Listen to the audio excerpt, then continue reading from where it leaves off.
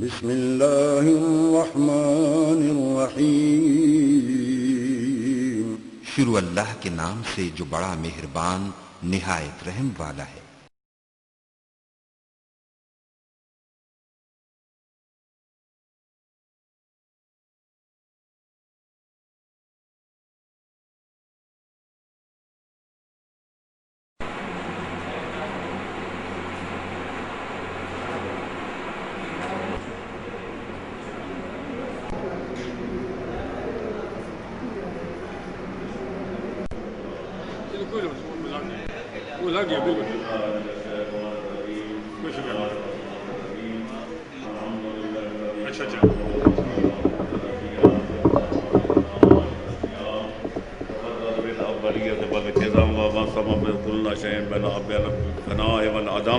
كما كانت شأن كل شيء خالق إلا وجهه وكل نفس ذائقة الموت وقال كل من عليها فان ويبقى وجه ربك ذو الجلال والإكرام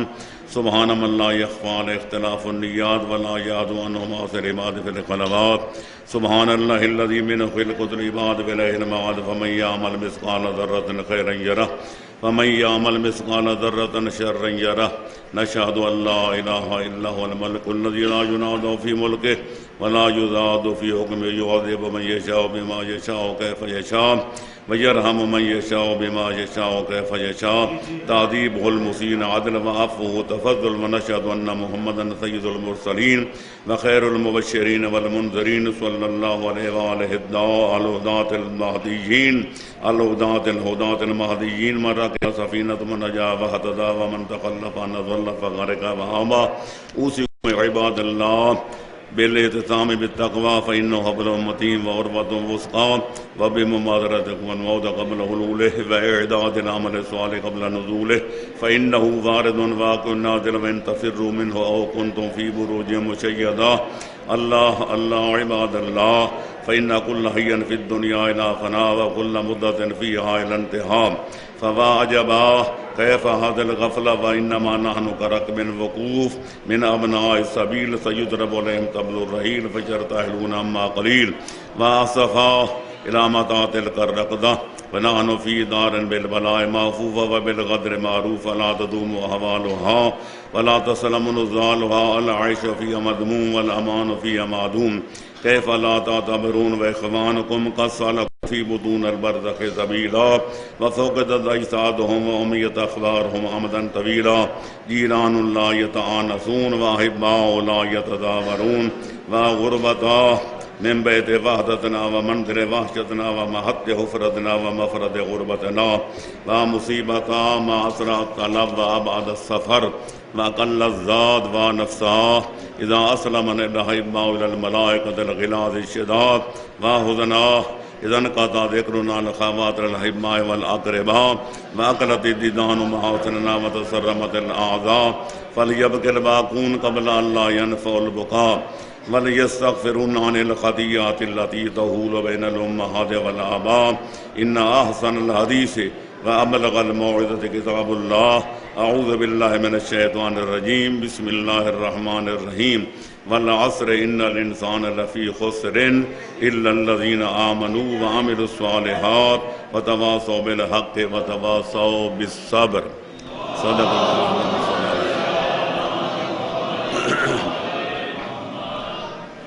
دو چار منٹ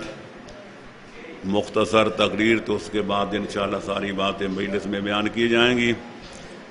خالق کائنات نے قرآن مجید میں ارشاد فرمایا ہے کہ وما ارسلنا من قبلک من رسول الا نوحی الیہ انہ لا الہ الا انا فاعبدون۔ اے میرا حبیب، میں نے آپ سے پہلے جتنے نبی و رسول بھیجے، ہر نبی و رسول کو اپنے اپنے وقت میں نے یہ وعید کی کہ لوگوں کو بتا دو کہ میرے سوا کوئی الہ نہیں ہے اور عبادت کرنی ہے تو صرف میری ذات ذوالجلال کی بجا لاؤ، میرے سوا کسی اور کی عبادت روا نہیں ہے۔ یہ دو پیغام ہیں، ایک یہ کہ اللہ کے سوا اور الہ کوئی نہیں ہے، اور دوسرا یہ کہ اللہ کے سوا کسی اور کی عبادت روا نہیں ہے۔ اب صدیاں گزر گئیں، ہزاروں سال گزر گئے،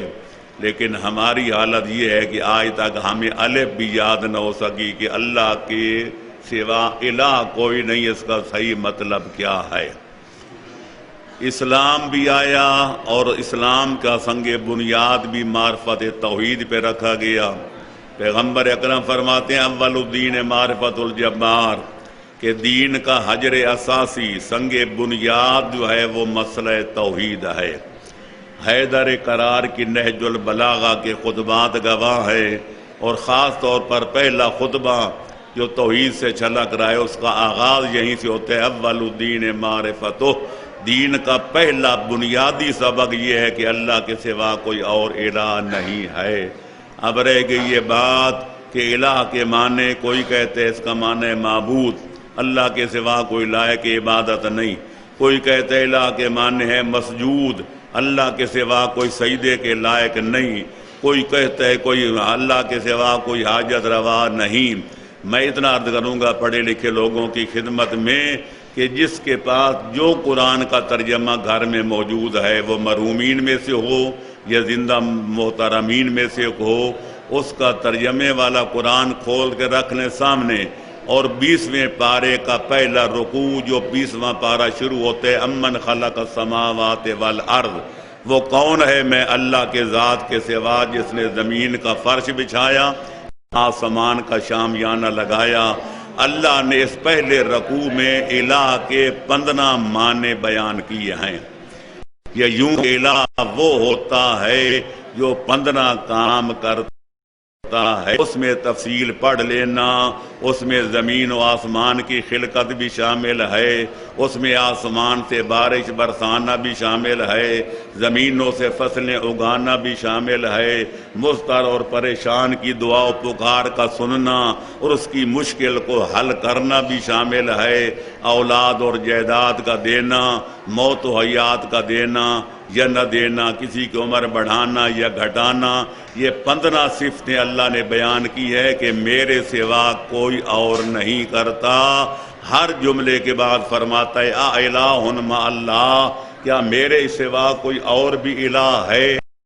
مطلب یہ ہے کہ کوئی نہیں ہے۔ تو لہذا اللہ کرے ہمیں الہ کی سمجھ آ جائے، ورنہ ہماری حالت یہ ہے کہ زبان پہ ہوتا ہے لا الہ، تے دل میں ہوتی ہے اور صلاح۔ کام وہی کرتے ہیں جو ہماری مرضی ہوتی ہے، کام وہی کرتے ہیں جو ہمارا نفس ہمارا چاہتا ہے، کام وہی کرتے ہیں، اقدام وہی کرتے ہیں جو معاف رکھنا شیطان الرجیم چاہتا ہے۔ اس لیے اگر زبان سے ایک دفعہ اقرار کر لیا جائے کہ اللہ کے سوا کوئی اور الہ نہیں ہے، تو پھر انسان کی ساری زندگی وہ اللہ کے حکم کے مطابق گزرتی ہے، کیونکہ ما سوی اللہ را مسلمہ بندہ نیز، ہم ہیں بندے اور وہ ہے ہمارا خدا۔ بندہ وہ ہوتا ہے جو اپنے آقا کی منشا کے مطابق کلام بھی کرے، اقدام بھی کرے۔ جو اپنے مالک اور اپنے خالق کا حکم نہیں مانتا، وہ بندہ کہلانے کا حقدار نہیں، بلکہ حقیقت میں وہ گندہ ہے۔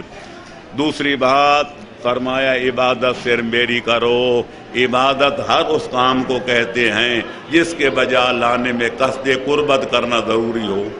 آپ دکان سے جا کر گڑ شکر خریدتے ہیں، کپڑے خریدتے ہیں، منجی چاول خریدتے ہیں، لیکن یہ نہیں کہتے میں کپڑا خرید رہا ہوں قربتاً الی اللہ، یا میں چاول خرید رہا ہوں قربتاً الی اللہ۔ لیکن نماز پڑھنی ہو تو آپ کہتے ہیں کہ آپ نماز پڑھتا ہوں قربتاً الی اللہ، میں روزہ رکھتا ہوں قربتاً الی اللہ، حج و زیارات پہ جا رہا ہوں قربتاً الی اللہ۔ ہر وہ کام جس کے ادا کرنے میں قصد قربت لازم ہو، اس کام کو شریعت کی زبان میں عبادت کہتے ہیں۔ وَإِيَّاكَ نَعْبُدُ وَإِيَّاكَ نَسْتَعِينُ، اور ہم اقرار کرتے ہیں کہ اے اللہ ہم تیری ہی عبادت کرتے ہیں اور تجھ ہی سے مدد مانگتے ہیں۔ تو ظاہر ہے جب اقرار کر لیا کہ ہر قسم کی عبادت خالق اکبر کے لیے ہے، اور ساری عبادتوں سے افضل عبادت ہے نماز، اور نماز کے ارکان میں سے افضل رکن کا نام ہے سجدہ، تو جب کسی قسم کی عبادت اللہ کے سوا کسی اور کے لیے جائز نہیں ہے، تو پھر افضل عبادت یعنی نماز کہ افضل رکن سجدہ بھی کسی اللہ کے سوا کسی اور کے لیے روا نہیں ہو سکتا۔ جو بات بات پر بزرگوں کو سجدے کرتے ہیں، پیروں فقیروں کو سجدے کرتے ہیں، ان کی درگاہوں پہ جا کے مزاروں کو سجدہ کرتے ہیں، شریعت محمدیہ میں اللہ کے سوا کسی اور کو سجدہ کرنا وہ شرک جلی ہے کہ جس کی معافی کا خالق اکبر کی بارگاہ میں کوئی امکان نہیں ہے۔ اس لیے پیغمبر نے فرمایا تھا اگر اللہ کے علاوہ کسی اور ہستی کو سجدہ کرنا روا ہوتا تو میں عورتوں کو حکم دیتا کہ اپنے شوہروں کو سجدہ کریں، لیکن اللہ کے سوا چونکہ سجدہ کسی کو جائز نہیں ہے تو میں عورتوں کو بھی اجازت نہیں دیتا کہ وہ شوہروں کو سجدہ کریں یا اولاد اپنے ماں باپ کو سجدہ کرے یا کوئی کسی بزرگ کو سجدہ کرے۔ سجدہ صرف اللہ کی ذات کے ساتھ مخصوص ہے۔ وآخر دعوانا ان الحمد للہ رب العالمین۔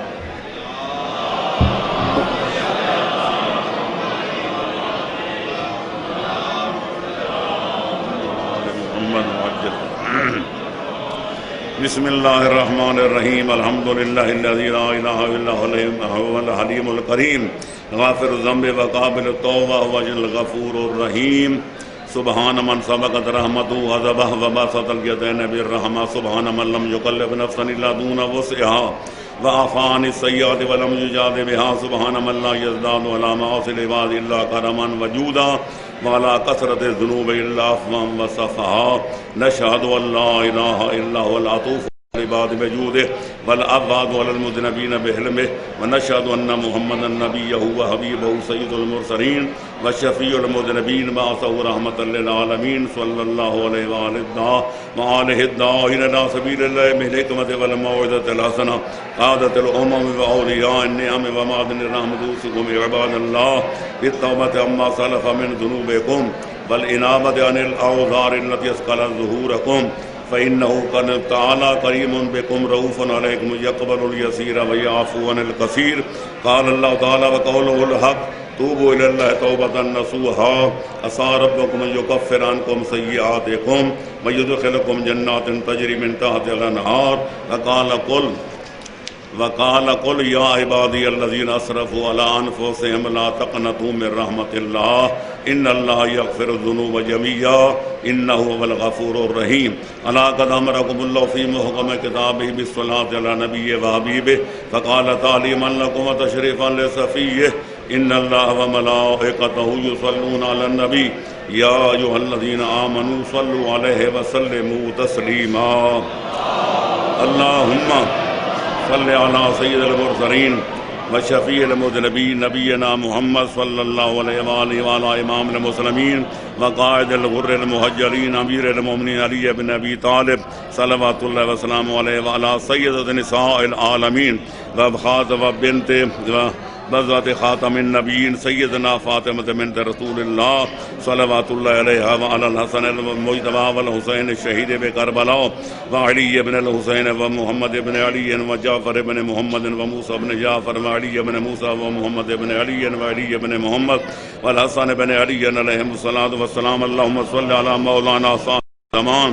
ما یاسار البیت والطغیان عادم بنیت الشرک والنفاق حاسد فروع البغی والشقاق صلوات اللہ وسلام علیہ وعلی آبائہ الکرام متصلۃ اللیالی والایام، اللہم عجل فرجہ وسہل مخرجہ وکہل ناظرنا بنظرۃ منا الیہ واجعلنا من المستشہدین بین یدہ وتفضل علی عمران المؤمنین بمزید توفیقات وازدیاد الاقبال وعلو الدرجات، اللہم افعل بنا ما انت اہلہ ولا تفعل بنا ما نحن اہلہ بجاہ محمد وآلہ المعصومین صلوات اللہ وسلام علیہ اجمعین، اللہم اجعلنا ممن یذکر فتنفعہ الذکرى